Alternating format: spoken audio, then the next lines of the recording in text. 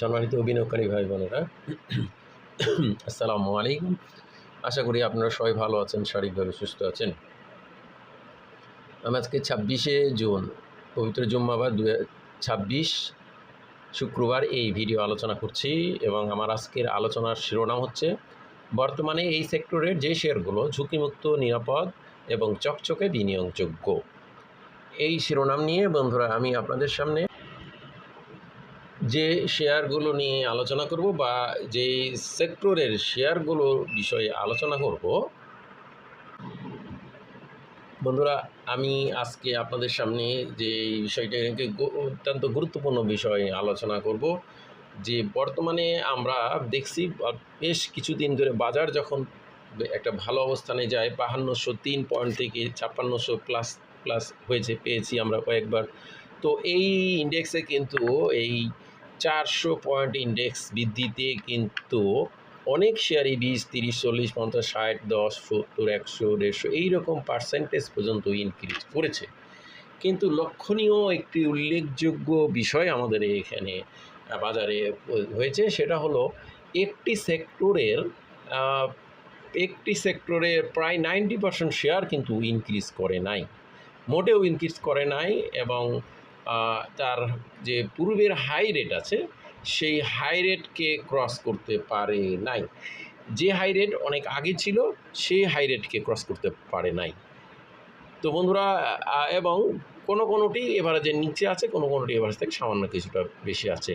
তো আমি আপনাদের সামনে, অবশ্যই আপনারা বুঝতে পারছেন, আমি একটি সেক্টরের সেই ধরনের শেয়ারগুলো যেগুলো নিরাপদ, ঝুঁকিমুক্ত এবং বর্তমান ট্রেন্ড অনুযায়ী চকচকে বিনিয়োগযোগ্য, সেই শেয়ারগুলোর আপনাদের সামনেই উপস্থাপন করব। তো বন্ধুরা, আমরা আজকে আপনাদের সামনে আলোচনা করব আইটি সেক্টর। কিছু শেয়ার আপনাদেরকে বর্তমান প্রাইস ভ্যালুগুলো দেখাবো এবং সেই যৌক্তিক বিশ্লেষণগুলো আপনাদের সামনে তুলে ধরব। আপনারা দেখেছেন যে অনেক সেক্টরের অনেক শেয়ারই কিন্তু খুব ভালো অবস্থান হয়েছে, অনেক পরিমাণে ইনক্রিজ করছে।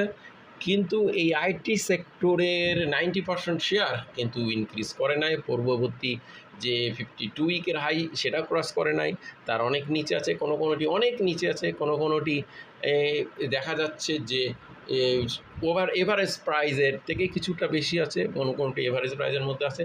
তো আমি ঠিক এই আইটি সেক্টরের 90% শেয়ার আপনাদের সামনে তুলে ধরব। এই আইটি সেক্টরের আমরা দেখছি গতদিন 47.16 ক্লোজ ভ্যালু ছিল এবং আমরা প্রথমে আইটি সেক্টরের বিষয়টি দেখব। দেখুন, রিসেন্ট টাইমের একটা ক্লোজ ভ্যালু 48.26, সেটা কিন্তু এই 52 উইকের মধ্যে হাইস 49.25 এই লেভেলের কাছে একেবারে টাচ করেছিল। তো 49.25, যেটা 18ই জুন এটা ব্রেকআউট হয়েছিল, হায়ার ভ্যালু ব্রেকআউট করছে এবং এই 48.26 এইটা এখন কিন্তু ক্রসের অপেক্ষায় আছে এবং এটা ক্রসের সম্ভাবনা জোরালো এবং যে কোনো সময় এটা ক্রস করতে পারে, কারণ 47.16 অলরেডি আছে ক্লোজ ভ্যালু।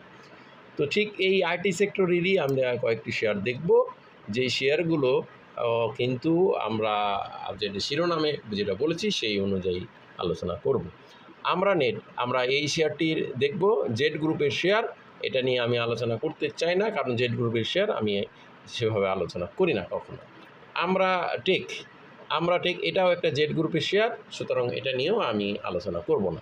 এডিএন টেলিকম, দেখুন এই শেয়ারটি কিন্তু 110-এর উপরে ছিল। আপনারা যারা এই শেয়ারটি ফলো রাখেন, সেটা ছিল বর্তমানে 67 টাকা 90 পয়সা গতদিন গেছে। টেলিকমিউনিকেশন সেক্টরের এই শেয়ারটির পি রেশিও যদি দেখি,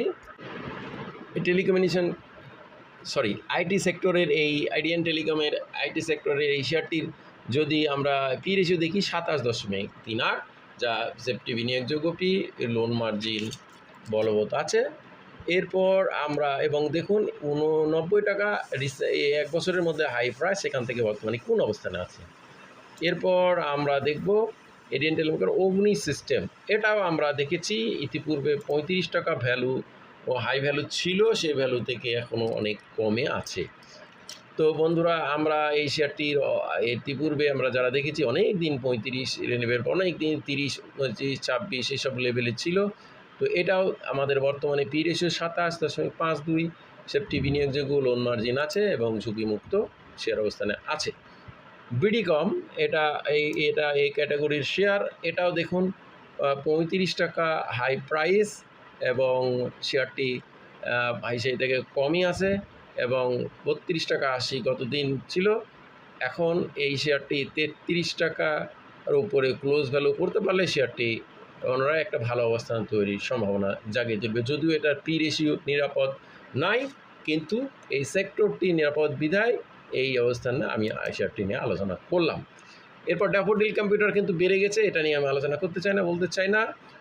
অলরেডি অনেক ইনক্রিজ করেছে। ইজিএন এটা একেবারেই বাড়ে নাই এবং সেটি ইতিপূর্বে আমরা 35 টাকা ভ্যালু হতে দেখেছি, কিন্তু দেখুন 52 উইকে 33 টাকা, 35 টাকা ভ্যালুতে সেখান থেকে এখন অনেক নিচে আছে। সুতরাং এই শেয়ারটির কিন্তু বাড়ার জায়গা আছে, সে একটা বাড়ার সম্ভাবনা আছে এবং নিরাপদ ঝুঁকিমুক্ত অবস্থানে আছে এই জেনারেশন আইটি সেক্টর। শেয়ারটি বর্তমানে পি রেশিও 34, সেফটি বিনিয়োগযোগ্য, লোন মার্জিন বলবৎ রয়েছে। শেয়ারটি একেবারে তলানিতে আছে বলা যায়, বা দাম বাড়েনি মোটেও। এরপর আমরা জেনেক্সিল, এই শেয়ারটি যদি দেখি, এটা কিন্তু রিসেন্ট টাইমে কিছুটা ইনক্রিজ করছে। তাছাড়া কিন্তু শেয়ারটি একেবারে তলানিতে ছিল, এভারেজ 28 এবং 38 টাকায় এক বছরের মধ্যে, সেই অনুযায়ী কিন্তু শেয়ারটি এখনও নিচে আছে। এরপর ইনটেকে যাব আমরা। ইনটেক শেয়ারটি যদিও লো লেভেল থেকে একেবারে 47-40-এ চলে গেছিলো, সেই লেভেল থেকে কিন্তু এখন নিচে নেমে এসেছে। বর্তমানে 33, একটা বড় ধরনের গ্যাপ এবং নিচে আছে।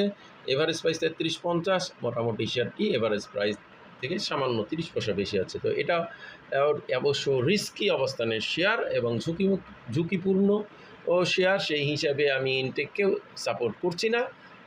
এরপর আমরা আরেকটি শেয়ার নিয়ে আলোচনা করব, আইএসএন শেয়ারটি দেখুন, এটা গতদিন 60 টাকা 20 পয়সা প্রাইস ছিল। এটা এক বছরের মধ্যে 131 টাকা হাইস্ট প্রাইস ছিল এবং এই 131 টাকা হাই প্রাইসে থেকে বর্তমানে 60 টাকা, অর্ধেকেরও কম হয়ে আছে। সুতরাং এই শেয়ারটি কিন্তু যদিও অনেক লো রেটে আছে, অনেক বাড়ে নাই, কিন্তু শেয়ারটির ইপিএস মাইনাস এবং ঝুঁকিপূর্ণ অবস্থানে রয়েছে।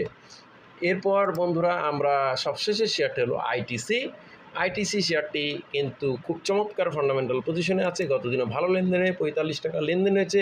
এটাও কিন্তু এক বছরের মধ্যে 51 টাকা হাই প্রাইস ছিল, সেই অনুযায়ী অনেক কমে আছে। এভারেজ প্রাইসও 41 টাকা 30, সে থেকে খুব একটা বেশি বাড়ে নাই।